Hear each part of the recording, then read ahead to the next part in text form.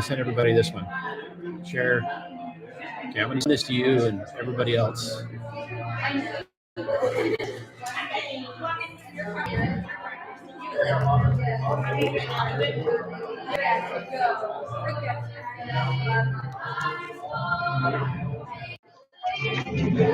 I got a new stream link.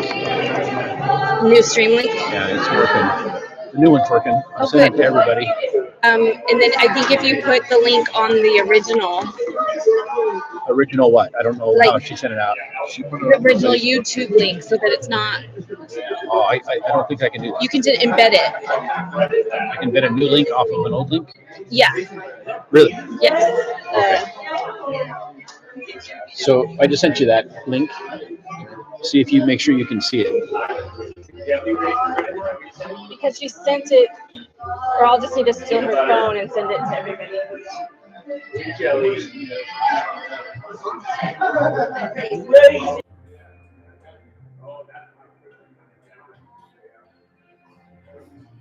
this won't work. It's got your face on it.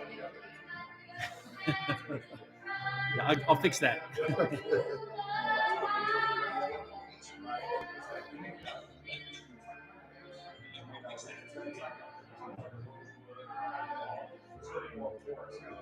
So how are we going to fix the link? Let everybody know. Say hi to everybody. Huh? Say hi to everybody. I'm going to do one more thing to stress you out. My mom sent me the link to Haley's song that's part of the service. Can you, because it's your phone, can you play it on your phone? Send me the link. Yeah. Just text the link to me.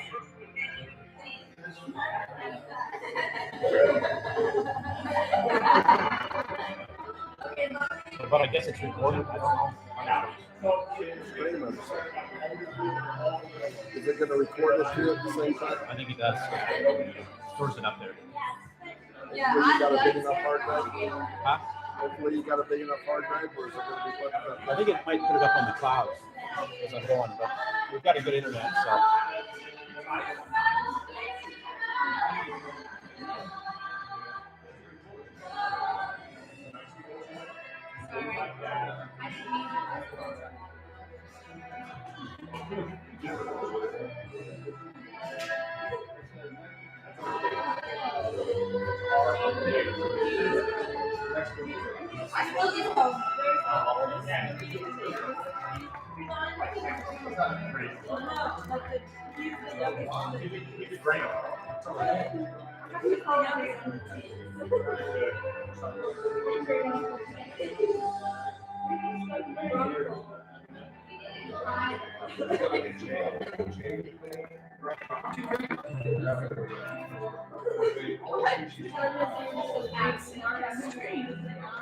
That's true. She gets worked out.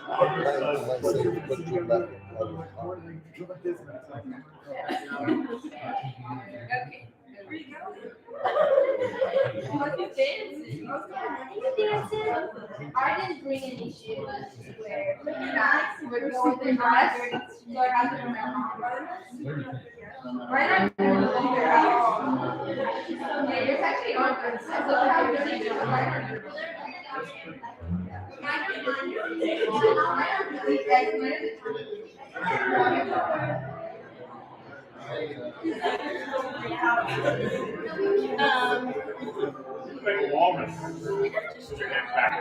You want the original link for me on the other laptop, and I'll work on embedding the other. There's a way to do it, you think? So. The way he crawls. I'm okay. Love you.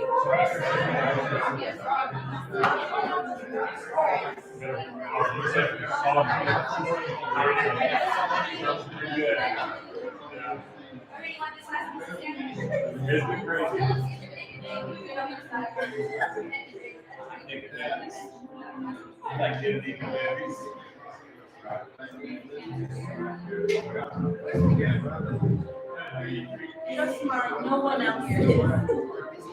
It's just texting things like my grandma, my mom.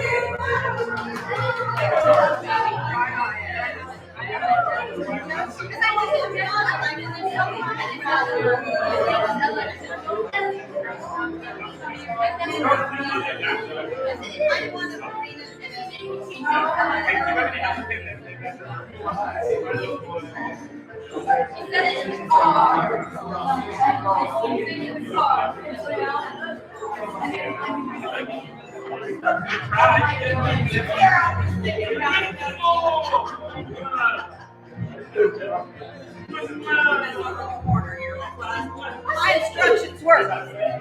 The dick stuff in the corner. Ah, yeah, there you go.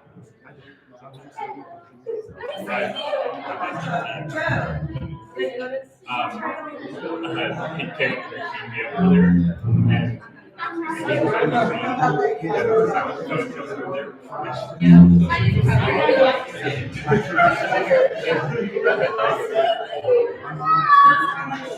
Oh, you're so strong.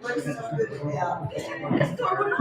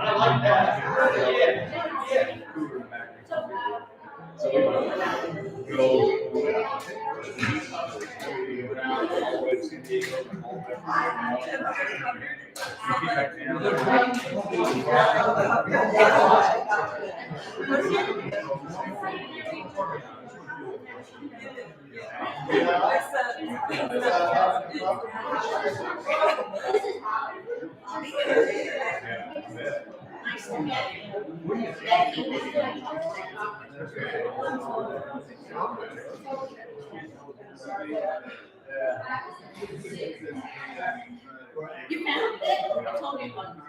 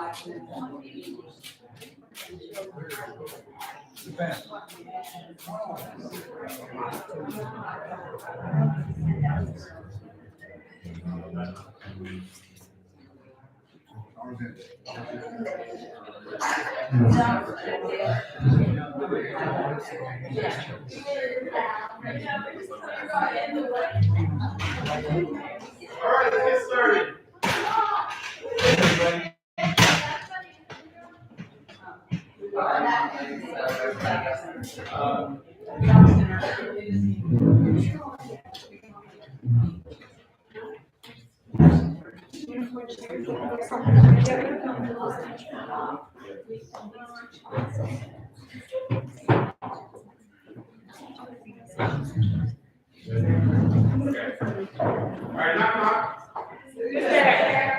Amos. This is Jim. The mosquito bit me. Knock knock. Andy bit me again. Anybody who knows Jim knows where this is going. Knock knock. Yeah. Yeah, another mosquito. So Jim loved to tell these what he called bad jokes, right? Where they were intentionally bad. So bad that none of us could actually remember any of the jokes he actually told. So those are just a sample of bad jokes that I found online. But surely we'll hear other better memories that I remember better. Maybe. This is a celebration of Jim Paul Hancock. We're going to start with a musical number from Haley, my sister-in-law. Who's in Germany, couldn't be here. And then right after that, Michelle will give some words, and then you'll hear from me again.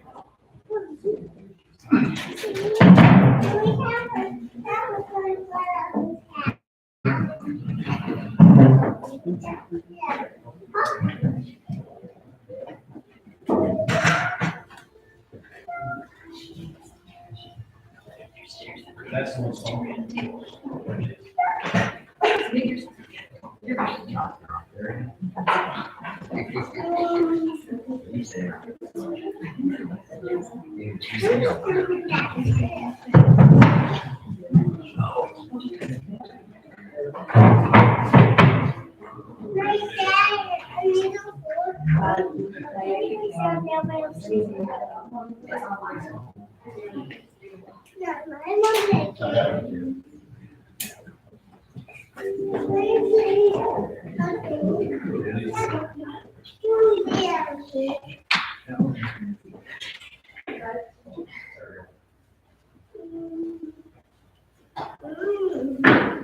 You are my sunshine, my only sunshine.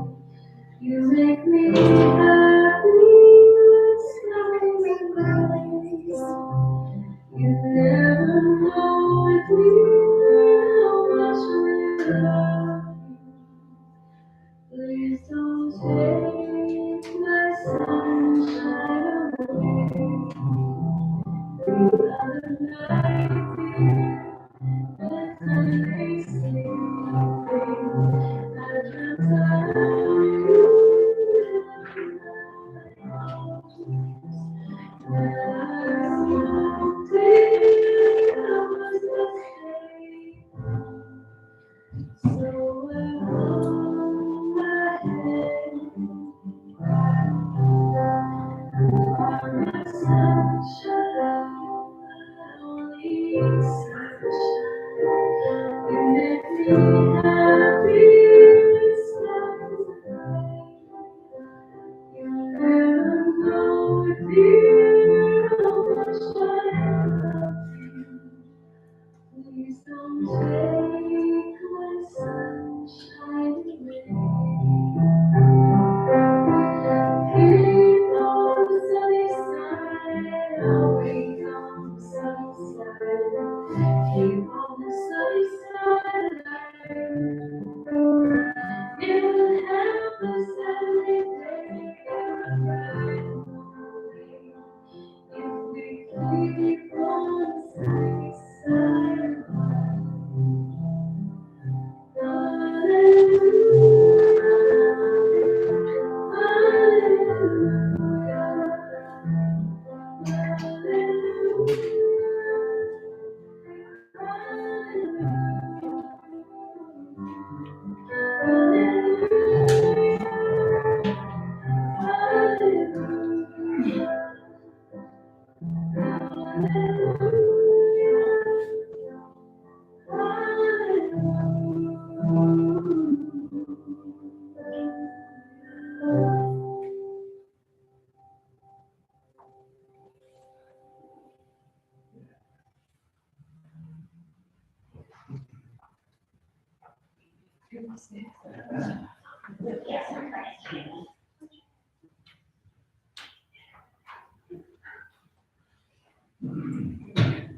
Set a little stand here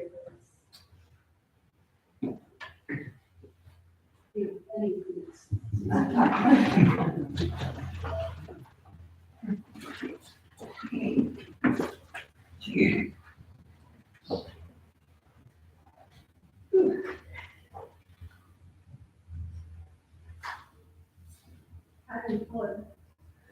My name is Michelle Hamilton. I am Jim's daughter-in-law. My husband is Billy. He was Jim was Billy's stepdad.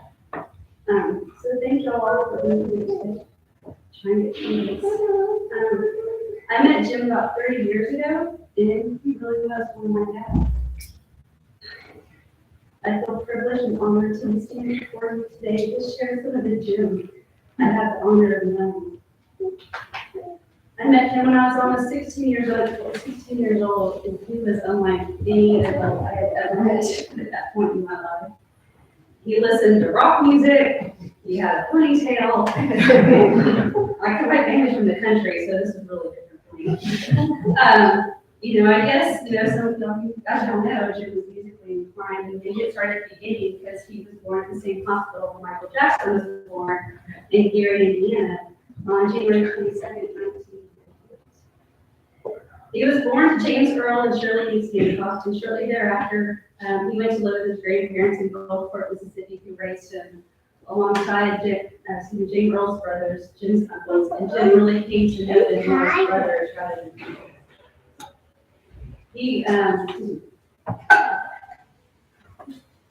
He graduated high school from Mississippi in Gulfport and went on to study pre-law at Louisiana State University. He was Mike the Tiger. If you have a book at home, it's called Mike the Tiger that Jim gave when they were little. talked about it all the time.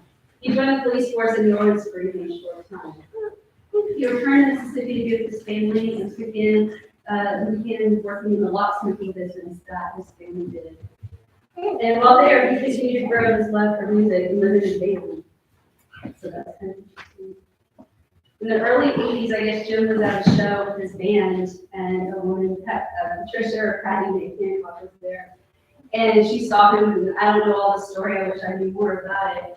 But apparently, the story was that I guess there was a little connection there. And so I think the next day or some days later, she went to Jim's apartment, and Patty was very kind of shy, quiet. She didn't really put herself out there for things. And so for her to be so brave enough to go, to this apartment and knock on the door, kind of chasing after Jim, I guess, if you will.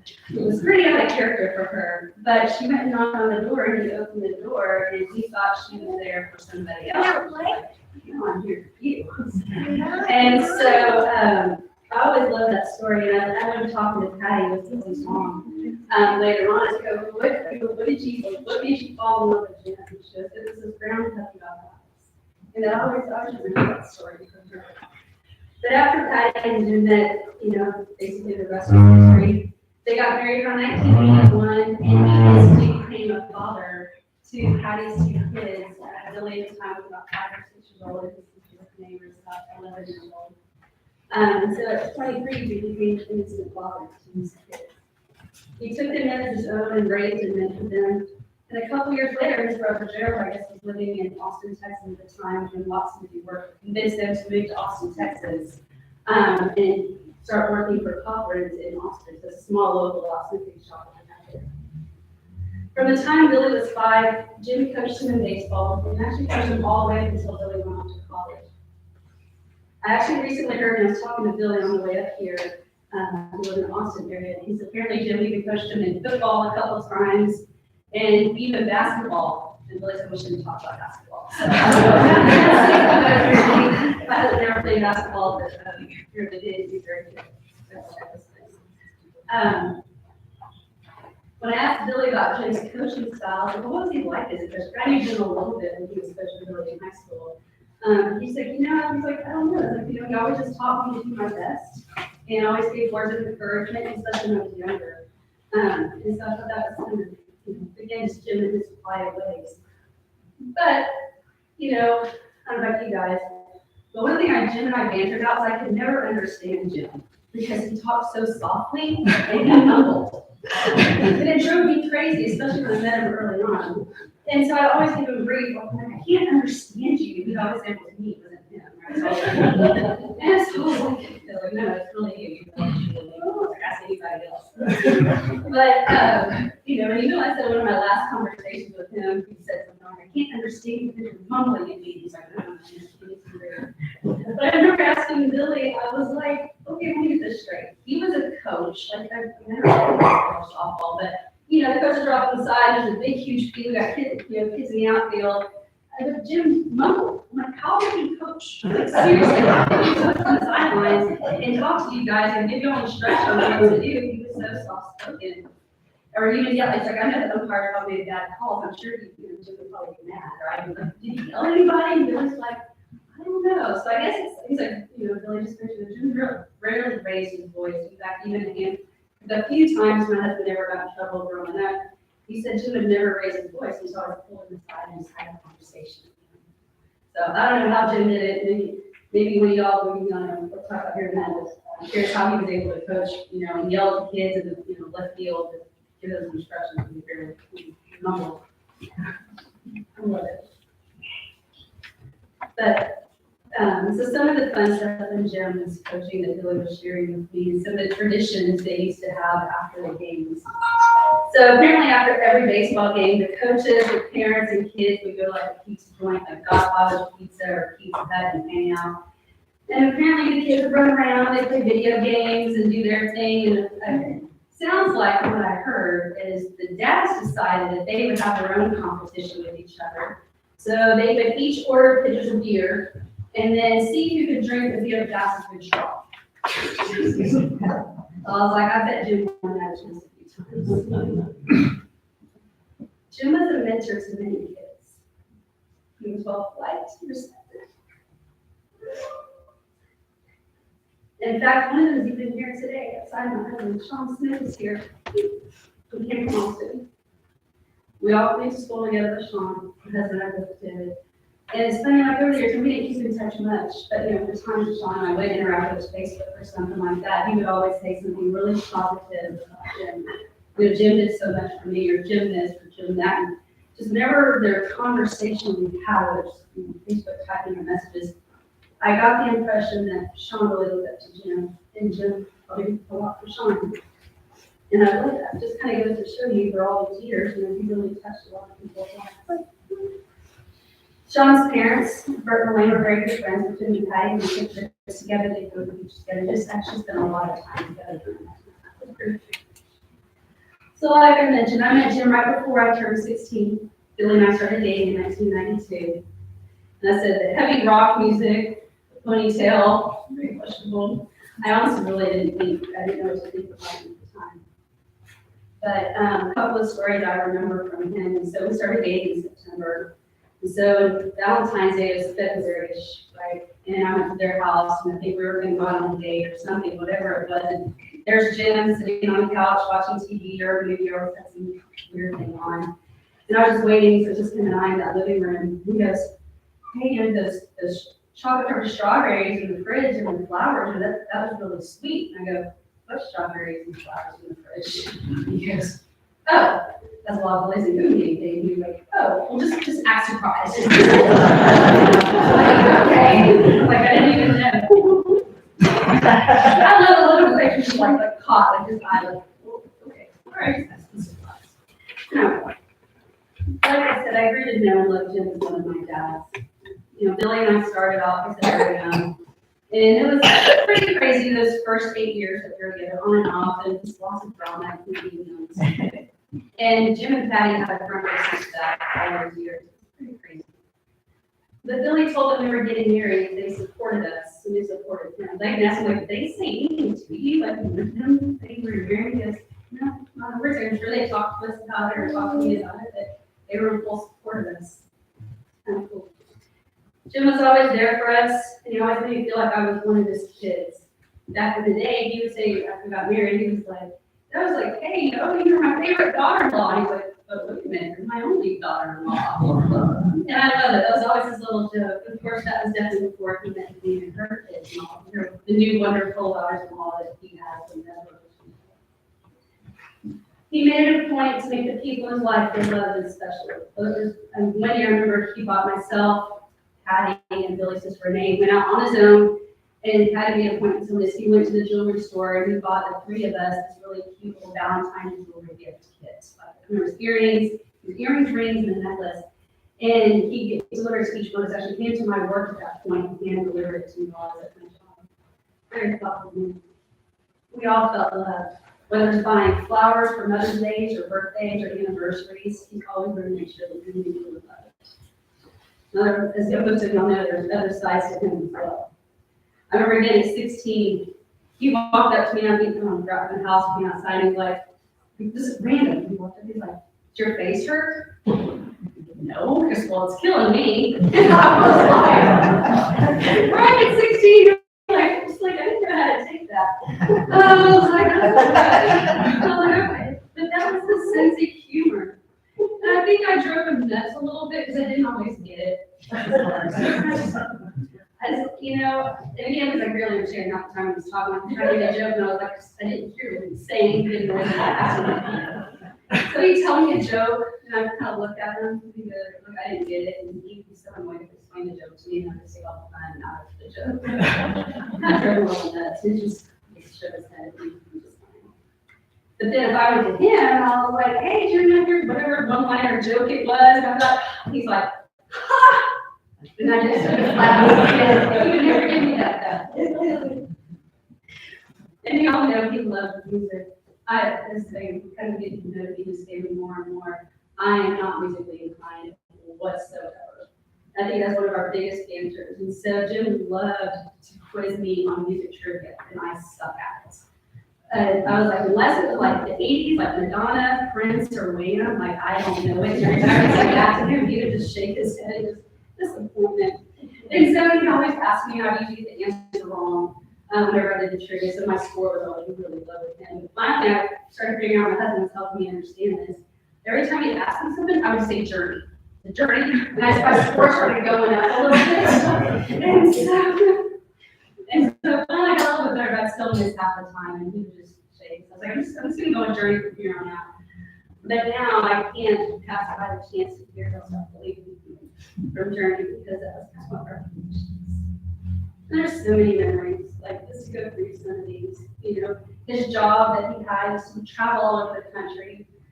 Usually at that point, and Patty was by his side, and Davina was by his side there, and we see the country together. I remember asking him, why don't you fly? Like, why are you driving all over the place? Like, you're only 2 weeks on the road, what's wrong with you? He's like, well, you can't see, or he used to hate flying. I love that he broke with that. And he would just, he loved it. He loves seeing travel, he loves to see the country. And he kind of shared that with me. And so now I've kind of adopted that ourselves.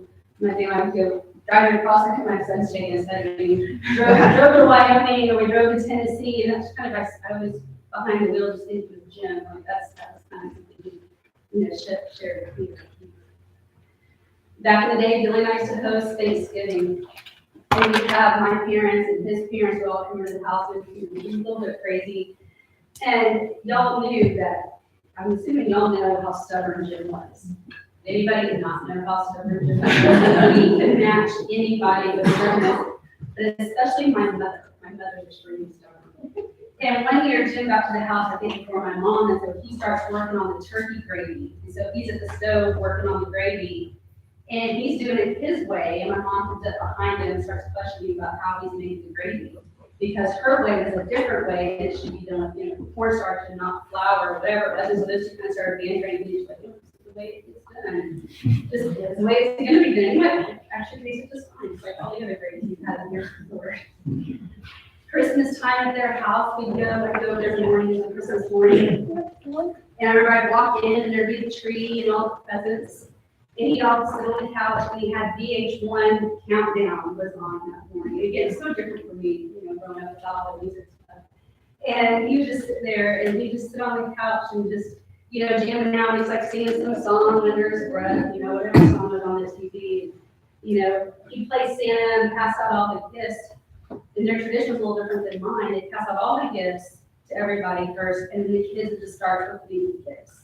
And he didn't open his gifts right away. He stopped. He watched. He watched what the kids were doing, what we were doing, and he kind of started to watch our expressions and see kind of, that we were enjoying it. He just sat back and enjoyed it. And he was really, really slow to open his gifts. But he got joy watching us do our Christmas. And I remember when my first son was born here, we didn't know what we were doing. I was Chelsea and I were laughing about this the other night. Like, obviously kids don't come with instructions. We didn't know what we were doing. I was having a really hard time, just struggling. I was probably sleep deprived at this point. And like I said, we just didn't know what we were doing as parents. And then Patty came over to check on us. He could see, I think at that moment I just came out of the shower, I was crying. And he saw my face and he just looked at me. And then he was just kind of, he gave me this look, and I just started, put his arm around me, and I just cried. He's like, it'll be okay, it's going to get better. And just kind of made me feel just loved and cared for. He did warn me early on, so I'm kind of helping that person, and I'm kind of thinking about food that my kids get. But I remember kind of, as soon as the kids are getting older, he's like, he already told me, like, the kids are going to have to jump to our house. I was like, okay. And even though I made all that hair from the back of my neck stand up, I will in for you, I just smiled on it as grandparents too. But I won't forget when Garrett was probably about 2 years old. I think they kept him for another day or the night or whatever. And I walked in to go get Garrett. Jenny's words was like, oh yeah, he just loves Crazy Train by Ozzy Osbourne. And I was like, you're watching my show. We're playing my baby Mozart. You're like, you're gonna hurt my children. And I remember when we were pregnant with our second son. The first one was named after one of my dads and Billy's dad. But my second son, we're kind of engaged with him, and I was like, he has to be named after Jim. And somehow or another, he's got to be named after Jim. And so my due date was near Jim's birthday, and we had some other stuff going on in our family that we were trying to get through. And so we're like, well, we need to figure out a C-section date for my second son. And I was like, I don't want to talk to Jim. I was like, I really don't want to do it on your birthday. Like, I don't want you to have to share your birthday. He goes, no, you should do that. And I was like, okay. And so we did. We ended up making Jim's birthday, and that's when Leslie was born. And from then on, I always tell people, I was telling Jim when we were going through all that conversation, I was like, oh, this means that every year you get the same gift, like you get Wesley every year on your birthday. And so that's what we did. So Wesley James Hamilton was born on January 22nd. So I think, it was actually funny this year. Wes and Jim were texting each other, wishing each other happy birthday, and they had a conversation. I guess Jim told Wesley, oh, you guys got one of the best gifts ever. And so Wes walked into me in the kitchen, he goes, Mom, what did we get Paul? I go, yours gift. Every year. I mean, he made his birthday a lot easier for me to do that together. But I think Wes and Jim's connection was deeper than I knew. Wes and Jim they always talk football. Like, oh my gosh, and Wes is a huge LSU and Saints fan. And so they would talk about the games or who did what or who sucked at what play or whatever it was that happened. They always kind of have their little discussions about football. To this day, Wes still tells me his top choice for school is going to be LSU. And I can't help but think that Jim might have a little bit. But Jim was so proud of his family. His oldest grandkids, Buddy and Logan, when they were born, him and Patty would take them once a month to go out and do activities with them where they might take them to a famous park to us in Austin called Zilker Park, and they'd ride the train. They would take them to do the children's museums. They just all these different activities, go to the zoo and hang out, just spend lots of quality time with his kids. Pretty much anything it was that kids wanted to do. I remember once they took Wes and Garrett and did like a whole play date in San Antonio when the boys were little, and they went to Rainforest Cafe and just the boys thought that was the coolest thing. He was there for the kids' sports activities, whether it was soccer, baseball, whatever it was, he was there when he was home. But y'all know he also had a mischievous side. I remember shortly after him and Dina had met that they were in town visiting us for the weekend, and we went to this really pretty winery that's in South Austin, a little outside of Austin. And we were all there, and Billy's other parents were there. We were all hanging out. I think the kids were with us. And my husband doesn't drink wine very much at all, and so we ended up pouring wine in him. And we're outside drinking, and well, apparently every time Billy turned away, Jim would keep pouring wine in his wine glass. So Billy kept drinking it. Rough ride home. But to this day, because I don't know how we found out later. He was like, yeah, I just kept pouring wine in Billy's wine glass. To this day, Billy will not drink wine after that. That's been almost 10 years ago. It's been a long time. But every time Jim would come visit us, he'd bring us some he'd always make sure to bring a bottle of wine or bring Billy some liquor, moonshine, whatever it was he could find. Finally after a while, I started getting a little concerned. I was like, oh, what did you bring us this time? We wouldn't do that. I mean, there's so many different memories, and some of this only would fit into a category, but I wanted to share them with y'all just because I think it paints the picture. I remember how I saw this picture, that there's a picture of a steering wheel that with 100 miles per hour on the screen, and he's driving. And I saw this picture, and I was like, oh, what? And so, as I remember it was on Facebook, if you sent it to me, I don't know what it was, the next time I saw it, I was like, what is wrong with you? Like, what are you doing driving 100 miles an hour and taking a picture on top of that? Like, stop doing that stuff. I remember, one time, again, being in high school, somehow I was in the car with him, I was just me and him, we were driving somewhere in horrible Austin traffic, and he'd sit there in his little mumbling voice, we were driving and turning out of the road, and he was like, it's the pedal on the right, people, it's the pedal on the right. It was so annoying that they were going so slow, I remember looking at him going, he loved NASCAR on Sundays. Dale Sr. was his favorite driver, and he had tons of numerous collectibles of Dale Sr. His corny jokes on Facebook that he always posts, and I get to read and laugh out loud and roll my eyes. But he wasn't a flashy or fancy person. He was simple. He didn't ask for much. In fact, I always have to rack my brain around Christmas trying to figure out what to get him. But again, this is his birthday, but that's his birthday. If Jen ever told you about me, he probably might have shared with you a few things I say was like. I work in the medical field, kind of like trade. My specialty is cardiac radiology and stuff, so there's people with heart attacks, who I used to work with when I worked in the hospital.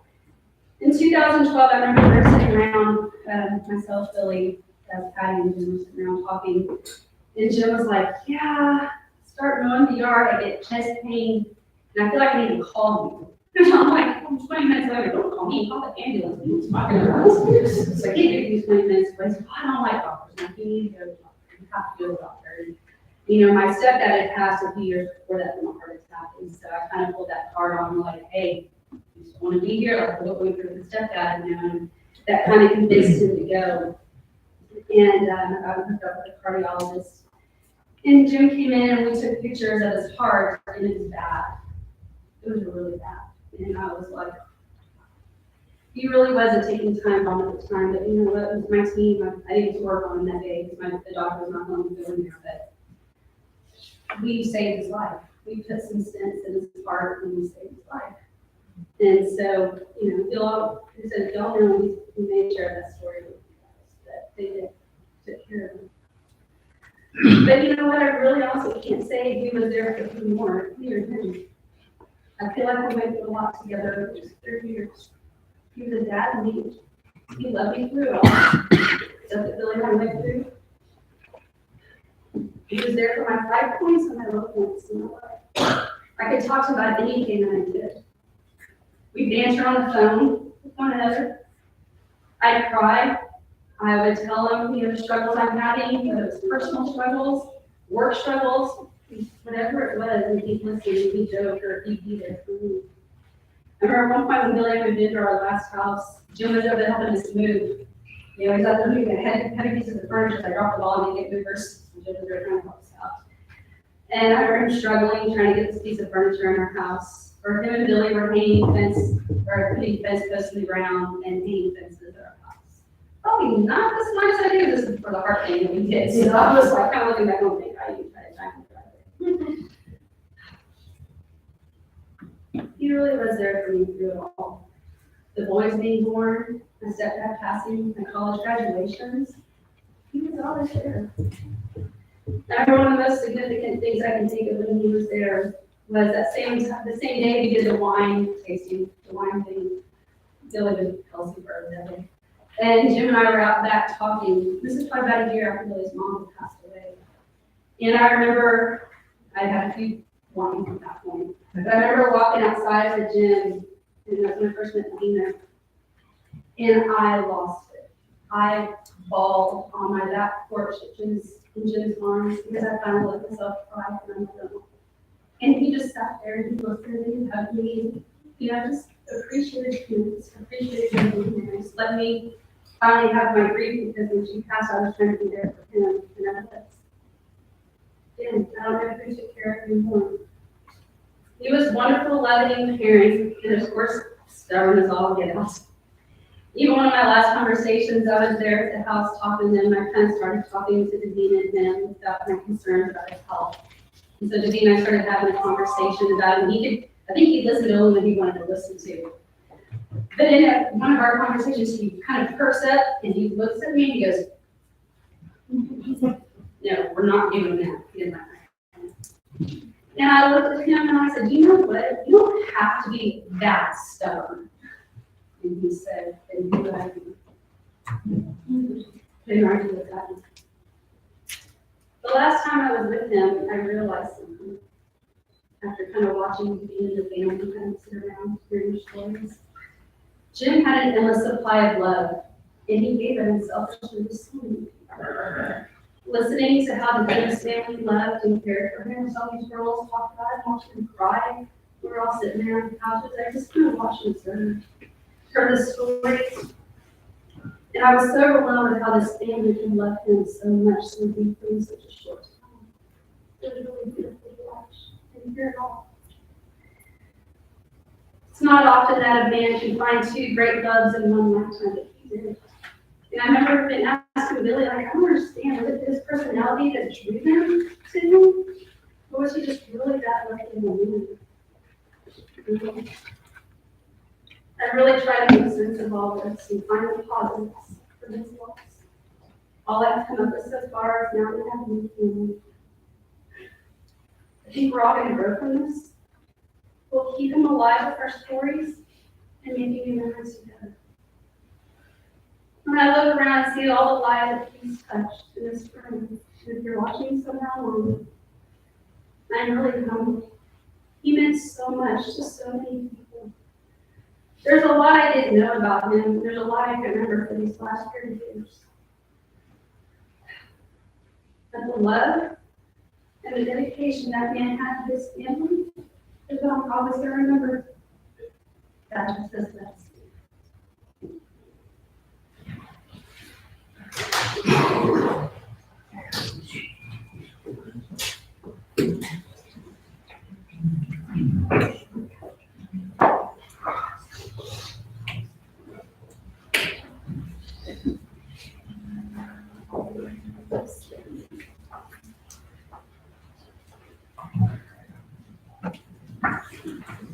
Thank you, Michelle. It reminded me of one memory we had in the last few weeks with Jim, in his dichotomous nature, where they used to joke. So we visited him in the hospital, and this was kind of towards the end when he wasn't saying much anymore. It's the last thing that I ever heard him say. One of the things that I love about him is how good he was to our kids. So we walked in, and my mom says, "You know who this is to him?" And he says, "That's Cadence Rose," which he always called her Cadence Rose. And he said how cool she was. And I thought, if both give those words to her, that would be wonderful. But they were superseded by his true last words to her, which as we were leaving, he said to her, "What are you looking at?" That was the last thing we ever heard him say, I think. Okay, so next we're going to hear a music number by my nieces and my family. And then after that, we'll share some words.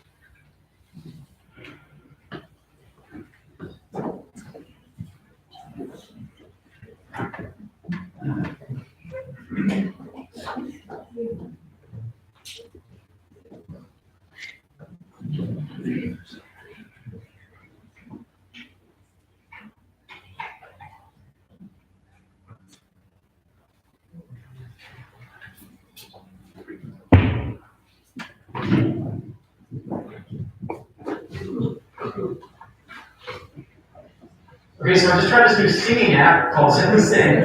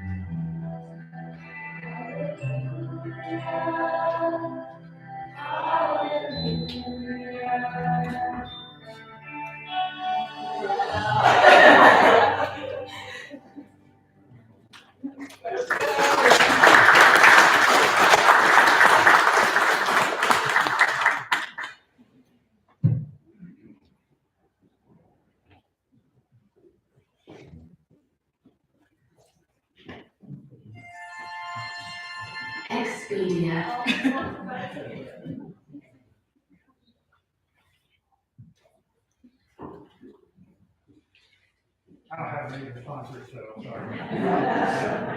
Good afternoon. My name is Ryan Mullins, and I was James and Hancock's son-in-law. Jim had an amazing life, and I truly enjoyed listening to all the great stories from various people who moved throughout different stages of life, because we knew later on. When everyone talks about Jim, they always mention he was such a nice guy. Well, because he was. He was kind, he was very easy to get along with, so much so that when he was a kid, they were a little suspicious of him in the beginning. I wonder mom would be happy, but they're like, is this guy for real? So maybe he's too nice. It didn't take him long to realize he was genuine. Jim was raised in the South, and I think the perfect way to describe him was a true Southern gentleman. Davina had to help at least two of her grandkids see Jim's true greatness. Jim and Davina took Mikey's daughter, Cadence Rose, of course, and my daughter Addie to a drive-in movie one night. And I don't think the girls were being very nice to Jim, the way Davina put it. After all, who is this guy with their grandma Dee Dee? Jim went to get some things from the concession stand, and the girl began to grill Dee Dee about it.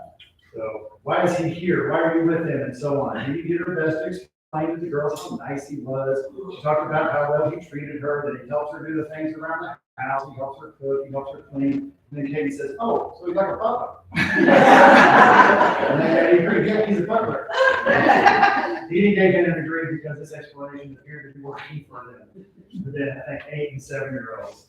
And they were good with Jim Paul from then on. Everyone who knew Jim knew his love of music. He and I actually bonded over talking music. Jim loved all kinds of music, generations in different genres. Addie was flipping through his record collection the other night. And we're looking through it, we see, of course, Creedence Clearwater Revival, 38 Special, Leonard Skinner, which if you're Jim, he would tell you that Leonard Skinner was named after their gym teacher, Leonard Skinner. They named him Leonard Skinner. So. But he also has the Beatles, Chicago, Carly Simon, Elton John, the Carpenters, and the Foo Fighters' greatest hits. The Foo Fighters' greatest hits. I'm thinking, what is a 65-year-old man doing with the Foo Fighters' greatest hits? And you remind me of a conversation that Jim and I once had. We were talking about lead singers of bands. We were talking about the great frontmen, some from his heyday, some from mine. And he talked about rock stars, but he mentioned Dave Grohl, the lead singer of the Foo Fighters, was a rock god. And the reason why he said that is because of the way Dave Grohl carried himself off stage. the kind of person that he was. Just recently, Dave Grohl showed up unannounced at a homeless shelter in LA with his smoker. He cooked brisket all night long, did all the fixings for about 400 people. Didn't ask for fanfare, that's just what he did. That's what made him a rock god instead of just a rock star. And that's kind of how Jim was, kind-hearted. Jim played in a lot of bands in his life. We were fortunate to see him play a few times. Fractured Halo was the name of the band we saw, and Therapy was the name of his last band. I think that was kind of fitting for Jim. Although he looked natural up as a lead singer, Davina tells me that he was shy for the most part. That he had to really talk himself and challenge himself to get up there and perform with the crowd, in front of the crowd. And I could see that. But Davina shared with me some of her favorite memories of Jim. He loved the road trips. They always found something wonderful wherever they went, like searching for rocks in a state park for Abby. I thought it had a rock collection. I don't know if she still does. But he loved going to New Mexico to see Alexi and breaking Josh and Chelsea's heater in the middle of the night. I've got to know more about that story. They hit every Dollar Tree they could find to find these little dolls for Ellie. He loved going to Austin to watch Wes and Garrett play soccer. He loved going to Eddie's volleyball games, Molly's plays, taking Paisley to dinner. He loved playing games with Mikey and Cadence. Davina said there were so many things that she loved about him. She loved his face and loved looking at it every day. She loved the way he always reached out to take care of her. He told her every day that she was beautiful. Some days she wouldn't believe it, but he did everything he could to inspire her to believe it. She loved his quick, smart sense of humor and his optimistic outlook on life. She also mentioned that he was a little OCD. She's not full blown, but a little OCD, that if you ever wanted to smile behind his back, just open a box of cereal from the bottom, leave your cabinet door open, or hang a picture of a little cricket. And I realized, like, what kind of maniac could put up with that? Who opens a box of cereal from the bottom?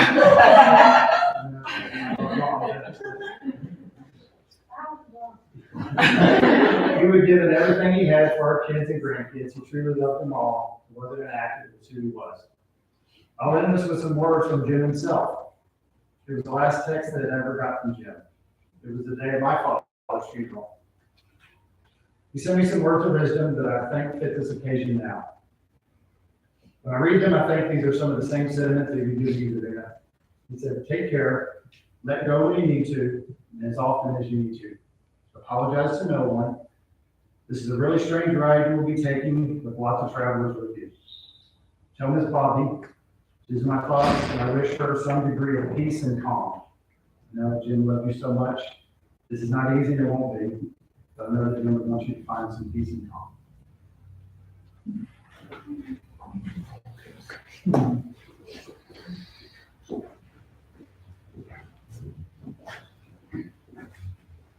Okay, so next we're going to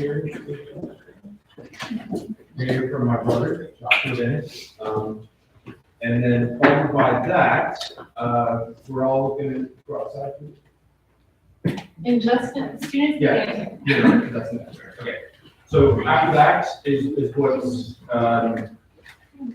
it's called the second line. Going to read a little bit about that. This is something that some of us have recently learned about. So the second line procession, second line parade, it originates in New Orleans. This is something that's very special to Jim and my mom throughout this whole throughout the last few weeks. Continually said that Jim refused to talk to her about anything regarding death or how he wanted this handled. The only thing he said is he wanted a second line. Through my research, this is the explanation that I have. So second lines came about during the kind of Jim Crow era in New Orleans. There were groups that were formed, benevolent societies that offered there were social aid and pleasure clubs. And anyway, their basic purpose was to help families that didn't have funds for funerals and such, so they helped the cost and the efforts that they went through ended up turning into what are now called jazz funerals. And in these jazz funerals, there's two different parts of the parade. There's the main line, That's where the family marches and the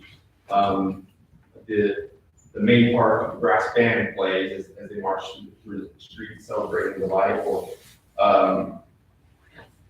the person that is being buried. This later ended up being used for weddings and other celebrations as well.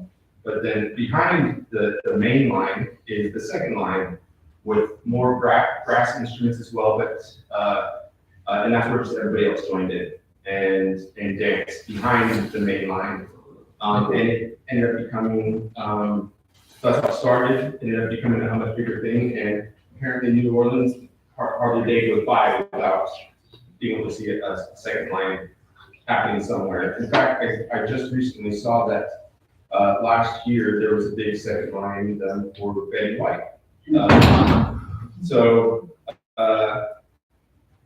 There are two traditional things that you'll see in the second line. One is a parasol, and then the other is a white handkerchief. So basically, the people who don't have parasols would wave white handkerchiefs. You know, back in the 20s and 30s, everybody had one of them.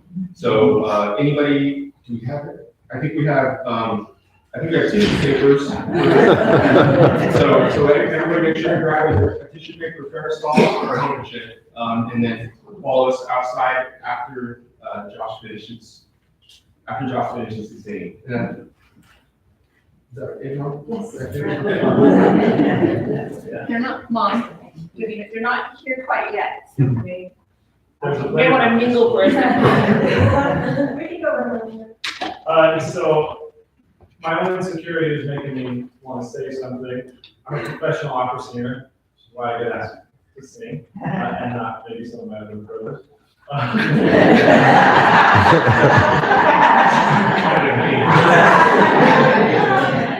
got your back, Ryan.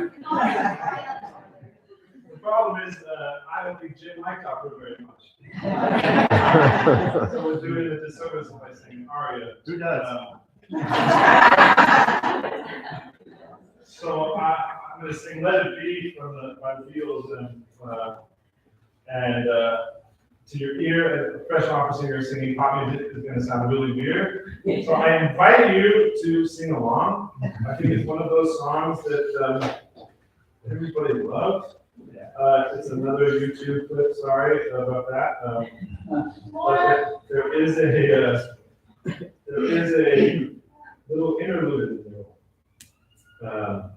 And I think it's a nice time to think about Jim. Imagine him maybe playing the guitar and drums and singing. And seriously, it's good for this long. After this ad.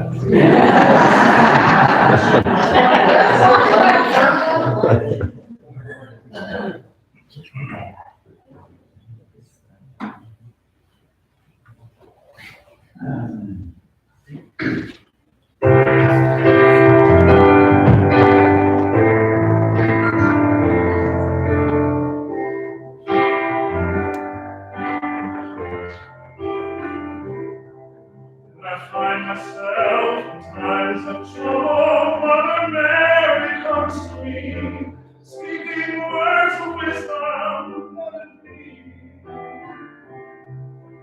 In my darkness, she is standing right in front of me, speaking words of wisdom. Let it be, let it be, let it be, let it be. Whisper words of wisdom, let it be.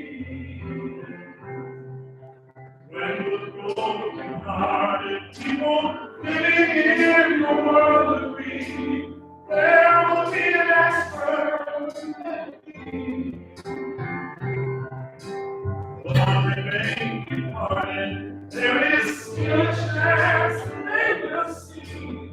There will be an answer, let it be. Let it be, let it be, let it be, yeah, let it be. There will be an answer, let it be.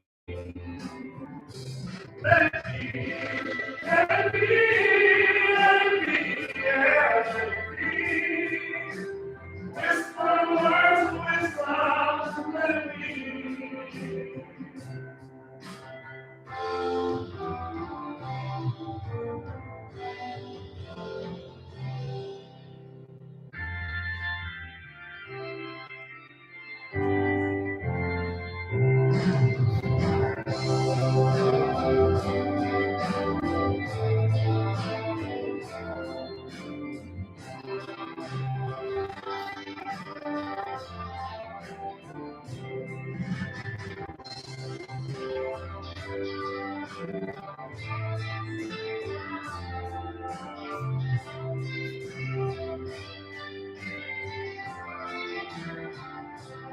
Let it be, let it be, let it be, yeah, let it be.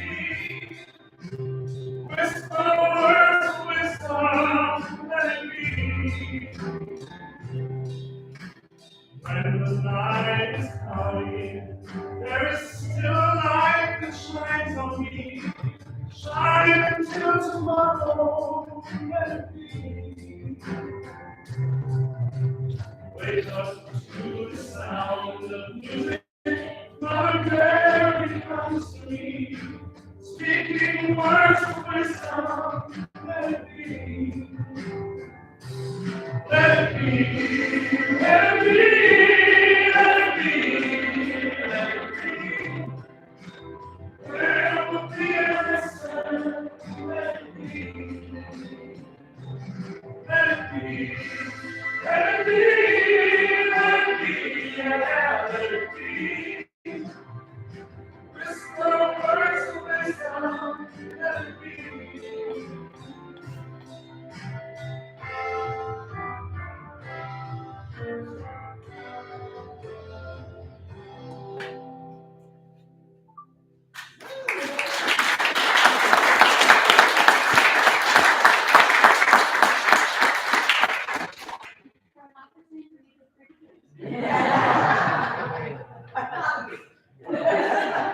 Now listen.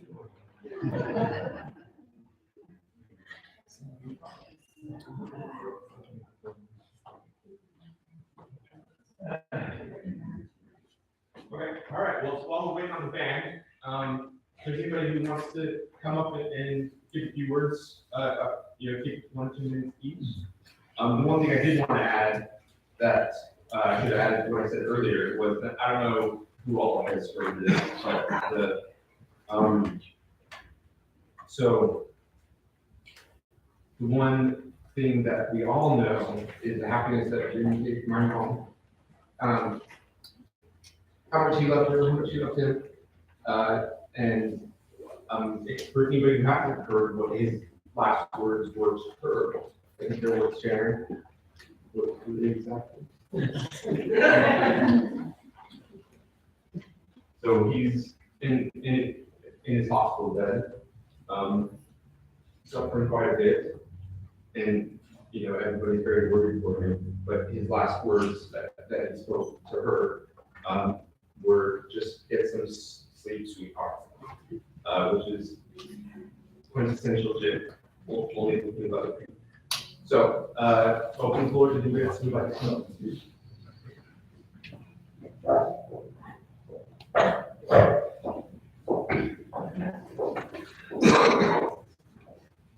For those who don't know, Jim was my brother. At this point, he's the only brother I have. I'm the baby of 12, and he was in the middle. There was hers and theirs together, and his and all that with our parents, with my parents. But Jim never treated me as if we weren't full-blood family. That didn't happen overnight. I was telling I sent him a picture not too long ago of him holding me as a baby. And it's probably the only picture I have where he's holding, I have pictures of us together, but that one was just different. After my mother was killed, I was trying to help my dad, and this was Jim's dad, and he would call, and of course everybody would call, but they would want to know what was going on with this, that, or the other, whatever you know was going on with her and my brother, and he was the only one that would call and say, I didn't call her about all that, I called to check on you. He's stubborn that way, but he gets it honestly. So he would call, and my dad was depressed at the time, and he wouldn't answer his phone. So Jim would call me and say, get him on the phone. And I'm like, just as stubborn as you are, but okay. So I lived next door to my dad, so I would take the phone and say, here's your son, get on the phone with him. And he would talk to Jimmy, but he wouldn't talk to most everybody else that came by or whatever. And so, and then years went by and Dad got sick, and I was the only one there. I was next door to him, I lived in the next door. So Jim would literally call and check on him, and he drove all the way from, Austin to come sit beside him in the hospital to give me a break. And then came back for the funeral. And literally still would call for, I remember we drove out, Dad and I drove out from Mississippi to Austin, 7 hours in the car with my father, which is not the best thing, because he's a lovely man, but he can't drive or shit, even though, sorry, he couldn't drive a car. He could drive an 1800 to drive a car. 4 hours of the rumble strips were enough, and so when we got to Jim at his house, he was standing in the driveway with a drink for me, because he knew what that was like. So he gave me the drink, and then we went out to eat, and my son, who was 18 at the time, was coming to Texas with the junior college to play in the national championship game in Texas. And I get a phone call from him, and the first words out of my son's mouth were, Mom, it's okay, they cleaned up all the blood. And I'm like, what? He was ice skating in Houston, Texas, as bad as that sounds. He was at the mall and got cut with the ice skate. They were trying to decide whether he could sit 4 hours in the ER in Houston, or they could go ahead and the whole band travel to Kilgore, where we were at, over to play, and then go to the hospital there, and he seemed just as quick. So Jim's like, I'll drive you to Houston, where do you want to go? We'll eat on the way, and I'm like, no, let him get there. So 2 in the morning, and then finally get to Kilgore, and he drives me to Kilgore Emergency Center to see how my son is. 13 stitches later, we're driving back. So my son could play the game. But that was him, and he just was like, it just happened to know every time what we needed, and we needed it.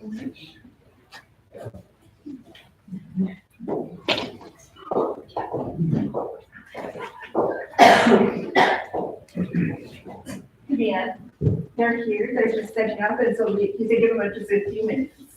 Okay.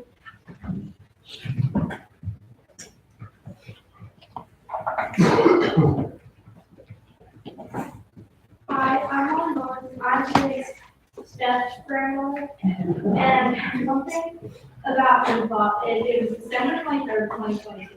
I remember the date, it's in my head. We just got over with a sleepover at his house, and I was like, hey, we should sing. And he was like, yeah, I want to sing with you. Last time I heard you sing, you made me cry. And I remember we were sitting, and he was doing his dishes, and I was sitting in his spot. If you know his house, he has a spot. I was sitting in his spot, and I got up, and I was like, hey, you can sit down. He said, no, it's okay. That's just a small act of how amazing football is. And he sang with me, and Let It Be, and Hallelujah, in my brain, because the first songs he sang, and he said we were going to sing because we never got to do that, so it was so sad when we were going to sing Let It Be. And I was like, so just listening to that song makes me sad, and I will always remember Jim Paul for Let It Be and the Beatles and all that stuff, because he was such a good person. And he was going to let me sing with his band. It was so cool, because I always thought, oh my goodness, it's so cool. He's never going to let me sing with his band. Because because he's such a cool person and he is in a band. And I'm like, how does that even work? And I'm like, you know what? One time I was like, no, what if he like invites me on stage and I like go up there and like everybody dies because I'm so amazing? It didn't happen. But, you know, it was gonna happen someday. I was waiting for that moment. It didn't happen yet, but you know what? I will. I will have that moment someday. And I know he'll be watching me, so he'll be like, finally, she went up with the band. It's us.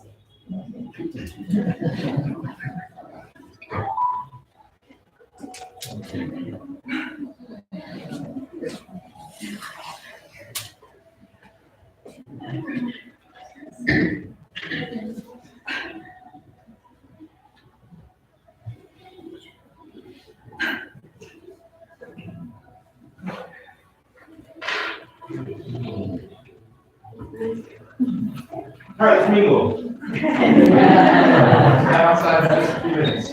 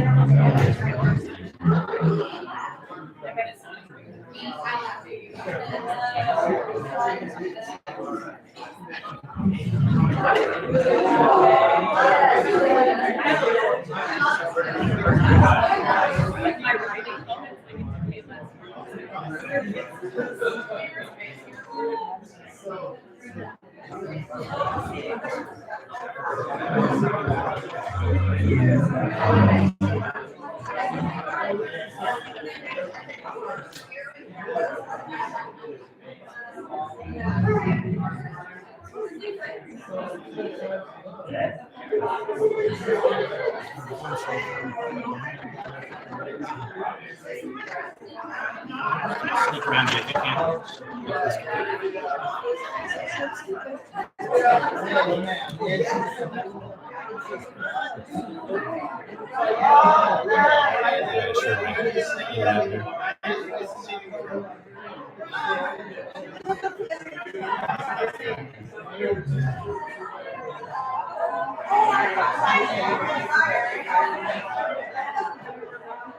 Okay, we're going to try to follow the band if you're watching.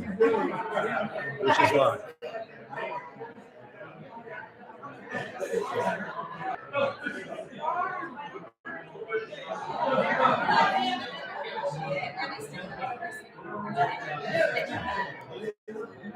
Still streaming. Yeah.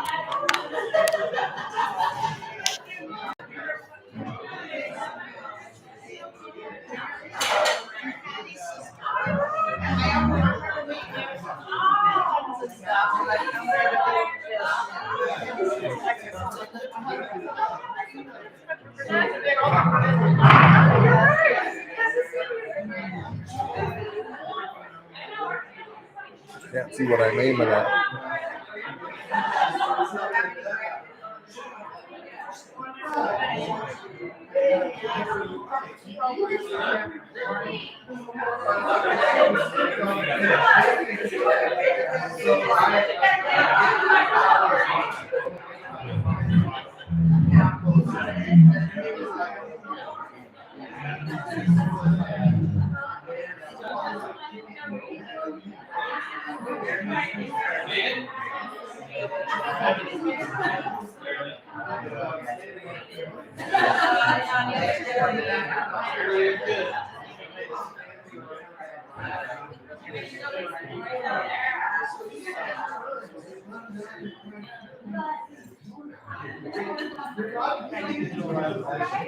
So it's running off your phone right now? Yeah, let's just stay together.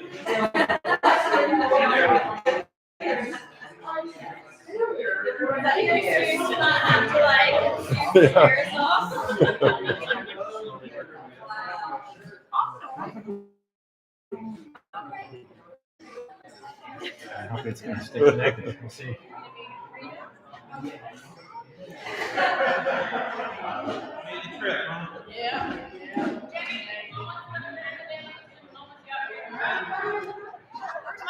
You got the camera.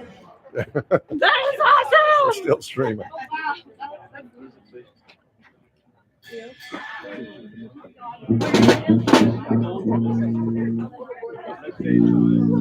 Am I shooting the right way? Yeah, it's perfect. Yeah, so it's just straight down from you, so that's perfect. Okay. You have to sign that too,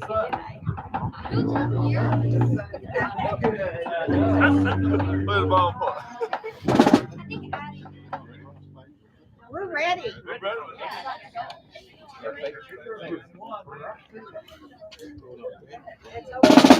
Stay with me.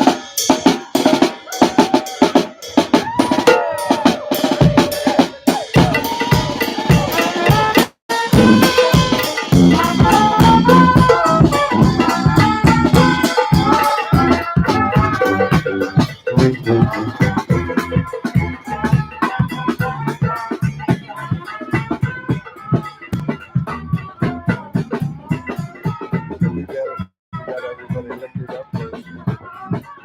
That's the third line. I don't know. Let's go up ahead of them over.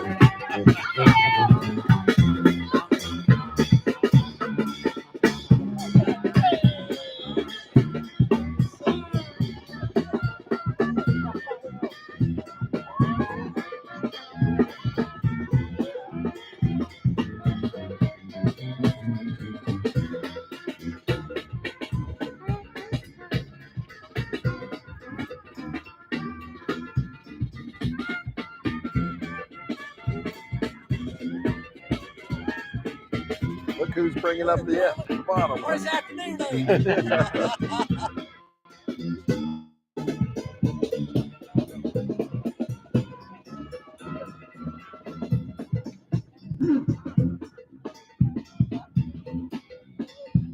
We'll catch them coming down over here.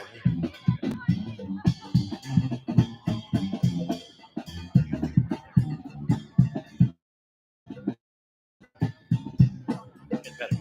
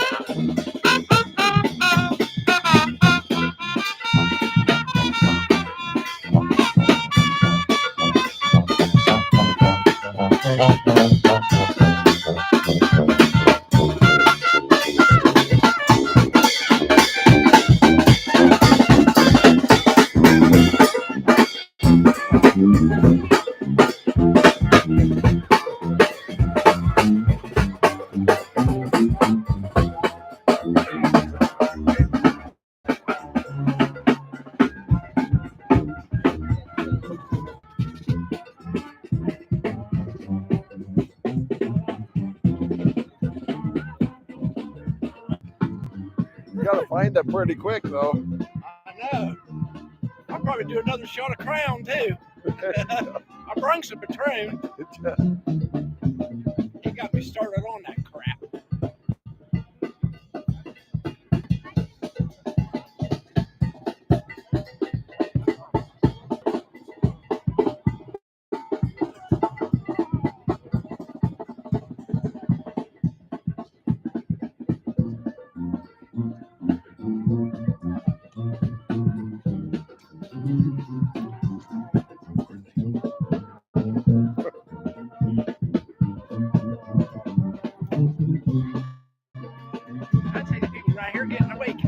Yep. Yeah.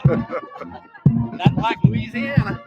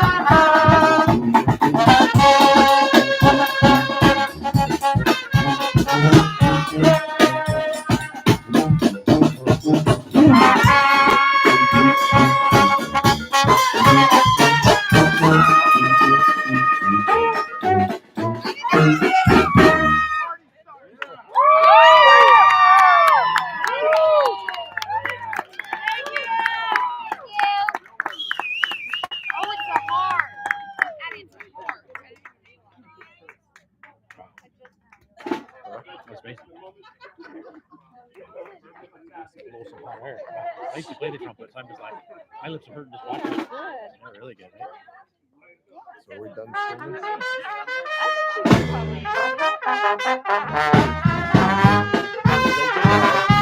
I mean, I think that's the right job for you.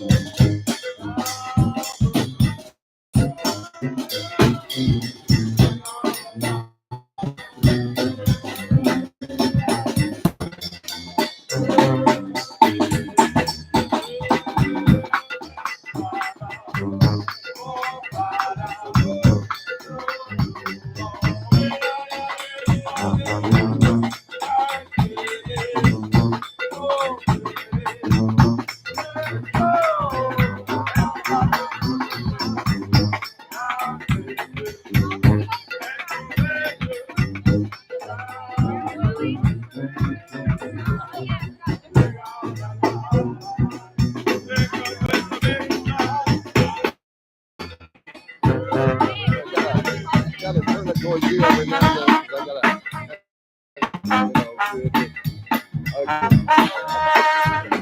art what you're doing right now, right? Yeah.